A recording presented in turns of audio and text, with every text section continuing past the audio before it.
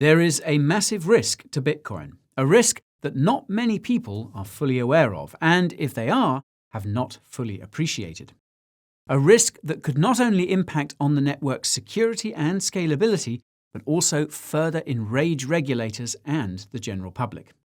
In this video, I'm going to tell you exactly what this risk is and how you can prepare for it. There may also be some opportunities you can take advantage of, so don't go anywhere.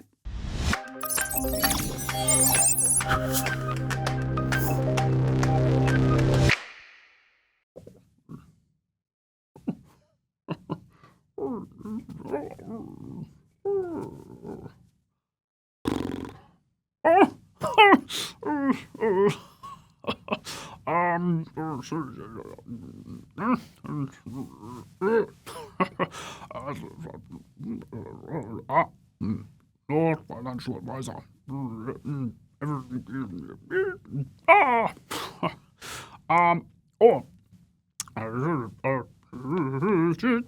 Subscribe button. Ding dong.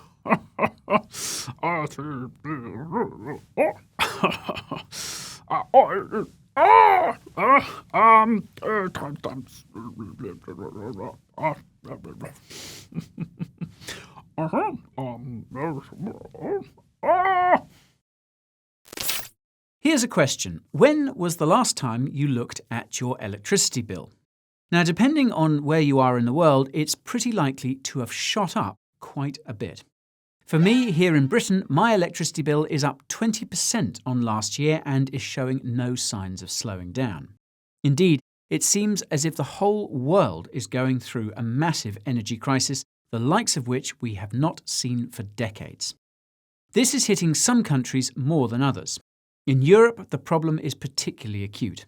For example, gas prices on the continent are up over 500% on the year. Just think about that. Meanwhile, here in the UK, electricity wholesalers are going bankrupt given these sky-high natural gas costs. The more of these that go bankrupt, the less power to go around, and hence the more expensive it becomes. It's not just a European problem, though. Out in Asia, things are also pretty acute. It seems that while everyone was focused on that China Evergrande story, the country was in the midst of an energy crisis. So much so that electricity had to be rationed among people and industries. There were rolling blackouts in some provinces as the demand could not be met by equal supply. According to this Financial Times article, quote, workers ordered to take the stairs, manufacturers forced to cut production drastically in the lead up to Christmas, and households left for days without power. Even in those countries that have abundant natural gas resources, such as the US, prices are rising on account of such high demand for these exports. Gas prices in the US are at their highest level since 2014. Moreover, in some states, like California and in New England, gas prices to be delivered this winter are higher than the nationwide benchmark. This could be an indicator of the higher prices consumers could face in both these regions. Even in countries such as Brazil, low water levels in the Paraná River basin have led to massive reductions in hydropower, which now means that they have to rely on natural gas to supplement it. Quite simply, the world is facing an energy crisis, and countries are scrambling for all the resources they can find. If those are fossil fuels, so be it. Here in the Northern Hemisphere, winter is coming, and no one wants to be left out in the cold. But the more important question is, how did we get here? Well, there are a number of factors that have led to this current energy crunch that we seem to find ourselves in. Some of these are more structural, whereas others are driven by the severe impact that COVID has had on global markets. Let's look at that latter one, shall we? When it comes to power generation, companies have to invest in order to meet the potential demand that they foresee in the future. They're trying to anticipate this demand and, as a result, the return on investment that they're able to generate. During the COVID lockdowns last year, economic activity fell off a cliff. This, therefore, meant that demand for power also fell dramatically. Many of those companies were of the view that this lull in demand would be a sustained one as economies struggled to recover from the COVID hit. As a result, there was very little, if any, investment into sustainable energy sources. In fact, according to the IEA, power investment in 2020 dropped by over 10%. Not only that, but banks were unwilling to fund the expansion of new shale gas operations or the drilling of new wells. So, what we had was a situation in which power generation capacity was at low levels coming out of the lockdowns. However, when we did come out of those lockdowns, demand for energy skyrocketed. You had a situation of increasing demand with reduced supply, the perfect ingredients for an increase in price. However, the power crisis goes way deeper than that.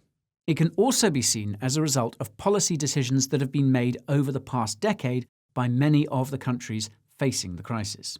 For example, over in Europe, they have been trying to completely eliminate some fossil fuel energy sources, including coal. This has meant an over-reliance on renewable energy sources that can easily be disrupted in periods of abnormal weather. In some cases, countries like Germany have even eliminated some of their cleanest, more reliable energy sources. In this case, it was nuclear energy, which in the year 2000 generated almost 30% of Germany's power. However, after the Fukushima disaster in Japan, the German government had ambitious plans to completely phase out nuclear power by 2022. The problem is that while they've been doing that, they've not been replacing this with other more sustainable methods of power generation. The result has been an over-reliance on gas, which is now in short supply. Over in China, things have been driven by the government's goals to reduce coal consumption considerably. Given that coal was one of the predominant methods of power generation, and given how scalable it is, the CCP was severely disrupting the energy markets. On top of that, the regulated nature of the Chinese market means that the utilities have not been able to raise rates on consumers in order to boost demand. The result has therefore been a situation in which power has to be rationed, as there is just not that much to go around. Now, of course, it's not just methods of power generation, but also ways in which that power is transported to the end user. Investments in grid infrastructure have been lackluster over the past year. This means that those regions that have had known grid issues of late could once again be susceptible. One of the most prominent examples of this is, of course, what happened to the Texas grid during the big freeze earlier this year. Okay, so this is all very concerning stuff. But what does this all have to do with Bitcoin? Well, let's find out. I'm sure that most of you are pretty well versed in the theory behind Bitcoin mining and proof-of-work systems. If you don't know what I'm talking about, then feel free to watch my video that compares that with proof-of-stake, and that is top right, if you please. The TLDR is that these miners have expensive mining rigs that gobble up a whole lot of power. For example, the power required to mine Bitcoin in a year is more than that consumed by numerous countries like Chile, for instance. Now, up until recently, this mining used to take place predominantly in China.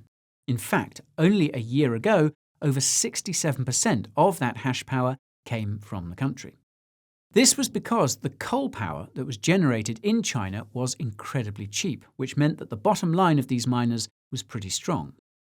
However, the CCP's patience was wearing thin with the miners. And if you've been following the news over the past few months, you'll have seen that China has been severely clamping down on mining operations there. This has led to a massive exodus of these miners away from China. Now, the scramble out of China has been pretty noticeable. Numerous companies here in the West that help these miners set up new operations have been inundated with requests to do so. It's been so abrupt that you can see the impacts on this mining map visualization here from the chaps at Cambridge. There were many recipients of this migration of mining hash power, but one of the biggest appears to have been the United States.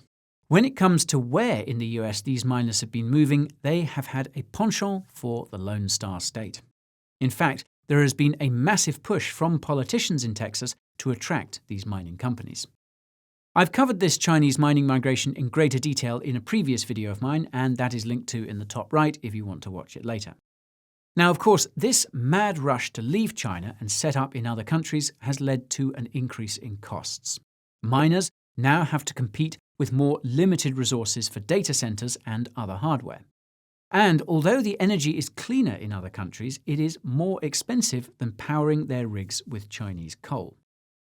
That was before we even started considering the impact of the rising gas prices we're seeing now. So, what you have is a situation in which these mining companies are facing increasing costs of production. These reduce the profitability of the miners and make it less appealing to run the machines. If there's ever a point where the cost of production makes mining unprofitable, the marginal miners will switch off their machines.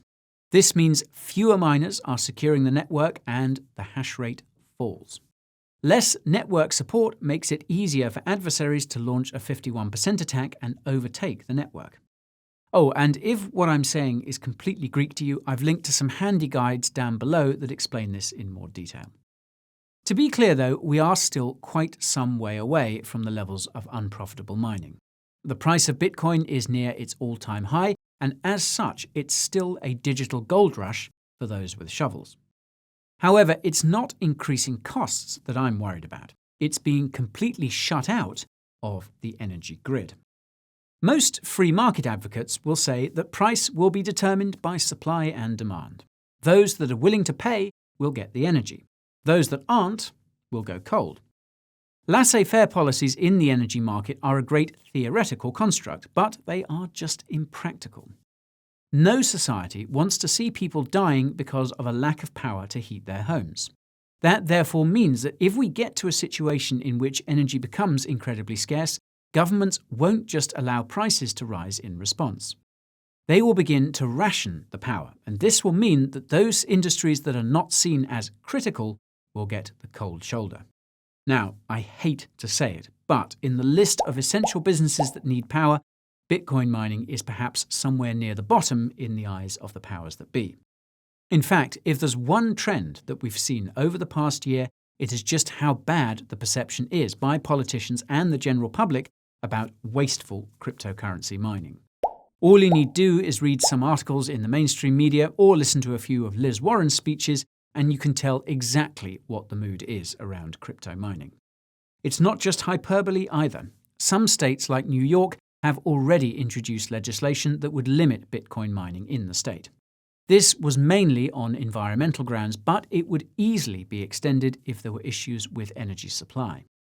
Quite simply, hell will freeze over before they allow Bitcoin miners to get rationed energy over grandma and her gas fire. Let's also not forget that many of these miners have been moving to Texas, a state that is susceptible to extreme changes in weather. As we saw at the beginning of this year, the energy grid and infrastructure was not built to sustain such cold conditions. Despite the state being pro-business and pro-blockchain, it still won't be able to send power to miners when people could be going cold. You only need to take a look at the flack that some of the Texas politicians like Ted Cruz get when they talk about the mining industry in the state. So, how likely is it that we could face energy shortages? Well, that all depends on how cold the winter is this year. It's pretty hard to tell at the moment, and meteorologists are split down the middle. However, if it's anywhere near as cold as last year, we could be in trouble. Okay, so let's assume the worst-case scenario. Let's assume there is a worldwide energy crisis and power is rationed. Bitcoin miners are forced to cease operations or at least operate at staged intervals. What would the impact be? Well, the immediate impact would be a fall in hash rate. What this means is that there is less mining power available in order to propagate blocks. Generally, when there is a fall in the hash rate, you have a decrease in the difficulty to mine. Now, this, of course, allows the more marginal miners to join as the profitability increases. However, this can't happen if they're not allowed to switch on their machines because of power rationing. If the hash rate remains low for a considerable period of time, this could bring the network to a crawl. It would also mean that transaction costs would skyrocket. Now, these are both outcomes which could seriously hobble Bitcoin's ability to be used as a medium of exchange, something that countries like El Salvador are trying to make a case for. Of course, hash rate doesn't just help when it comes to propagating those transactions. It's also essential when it comes to network security. As I mentioned, the lower the hash rate, the less secure the network is from a miner takeover and double spend attack. This episode could further damage the reputation of proof-of-work systems. It would further illustrate the benefits that come from proof of stake, given that that is way less energy reliant. This is another reason as to why I'm so bullish on Ethereum, and if you want to get my latest take on it, well, you know where to go. Now, irrespective of whether there is a shift to proof-of-stake systems, one can't deny that FUD surrounding Bitcoin would further damage the credibility and adoption potential of cryptocurrency as a whole. This is also coming at a time when the Biden administration seems hell-bent on severely regulating the crypto markets. Combining these factors could take the wind out of crypto's bull market sails. Or could it? Now, while the energy crisis is no doubt concerning because of the impact that it could have on Bitcoin miners, there is a silver lining here. Well, a silver lining for cryptocurrency, not so much for the broader global economy. That's because one of the economic impacts that could come from this energy crisis is even more inflation. If you've been watching this channel for some time, you'll have seen me warn about the consequences of runaway prices. This was caused by a combination of easy money from the Fed and a supply shock given choked-up supply chains. The Fed always maintained that this inflation was, quote, transitory. However, this has been proven to be wrong and has led to many at the Fed admitting that long and persistent inflation is here to stay. This is also the reason why many central banks around the world have decided to start raising rates in order to limit that demand-push inflation. Yet there is one thing that central banks cannot really control, and that is those supply-side factors. Factors just like skyrocketing energy prices. Of course, these high energy prices have already been felt at the pump and when we have to pay our electricity bills. However, the real problem here is the impact that this will have on the cost of production of other goods. And not only that, but the cost that it requires to ship said goods around the world. This could increase the costs of nearly everything we buy, and that therefore means that CPI inflation could go through the roof. Not only that, but high energy prices could also crimp the growth potential of countries and hamper their recovery efforts. More recently, we've seen US job growth start to slow, and the energy crisis cause a drag on China's GDP growth. Goldman Sachs has reduced its growth outlook for both the US and China in its recent research reports. So what we have is a unique situation where you have white-hot inflation with limited growth. And that is stagflation, and it's an economic phenomenon that we've not seen since the 1970s. Okay, so what does this all have to do with crypto? Well, in this environment of high inflation, people are going to be in search of stores of value and hedges. While many people may think this is the role that gold would fulfill, the facts are not borne out here. For example, the price of gold is actually 5% below what it was 10 years ago, not even able to retain value, let alone act as an inflation hedge. Bitcoin, on the other hand, has been a pretty strong hedge against this inflation, and that is putting it mildly. And it's also not just me saying this. In a recent note to its clients, JP Morgan said that Bitcoin was the new inflation hedge. The researchers said, quote, institutional investors appear to be returning to Bitcoin, perhaps seeing it as a better inflation hedge than gold. You listening to that, Jamie? So, if we really do see this hyperinflationary scenario caused by increased energy costs, it could lead to a run on safe haven assets like Bitcoin or even Ethereum. Now, this stagflationary economic scenario is a whole video by itself, and that's exactly why I have one. You guys know where to go. Well, that's it for most of my video, but it's time for a few closing thoughts from moi. A potential energy crisis is a concern that has not been factored in to most models. A risk that had its origins in bad policy, has been exacerbated by the pandemic lockdowns, and is one that could seriously get out of hand in the coming winter. Not only will energy costs skyrocket, but there's a very real chance that power could be rationed. In the case of the former, Bitcoin mining becomes more expensive. In the case of the latter, the machines can't even be turned on. That's because if there ever was a scenario in which power was limited, cryptocurrency miners would be the first consumers to be kicked off the grid. If that is the case, it will mean less hash power securing the network. It will mean slower and more expensive transactions. Now, all of these factors will help to drive the FUD that keeps crypto from being mass adopted. However, there is a flip side to this, and that's the investment demand for Bitcoin. Despite the risks that reduced hash power could present, one cannot deny the increasing investment allure of Bitcoin. In a world of high inflation and low growth, it's the digital gold that outshines actual gold. And unlike gold, Bitcoin has a protocol-defined limit of 21 million coins. This means that these investors will all be running to pick up an asset which is limited in supply, all price positive. So, as we head into this winter, there are a lot of unknowns. However, what I do know is that I will be watching the energy markets very closely. And that's it for my video today, folks. Now, I'm tired of doing the talking. I want to open up the floor to you. So, do you think this is a fair analysis? Are you worried about the energy crisis? Fire your comments down below. Now, come closer as I have a little secret to tell you. What you're seeing here on YouTube is but a fraction of what I share on other social channels. Most of these are verified with blue ticks, and they include my Telegram Insider channel for daily market analysis and thoughts, my Twitter for announcements and the odd shitpost, TikTok and Instagram for behind-the-scenes views and memes, and lastly, but definitely not least, my weekly newsletter. It's here that I share my crypto tips as well as a breakdown of my personal portfolio. It comes only once weekly as well as with a spam-free guarantee. Now, the links to all of those are in my socials page down below. Finally, if you found this video helpful, well, to paraphrase Beyoncé, if you like it, then you better put a like on it. Subscribe and ping that bell as well to make sure you never miss another one. Time's up for this crypto guy, but I'll be seeing you guys very soon. Au revoir, mes amis.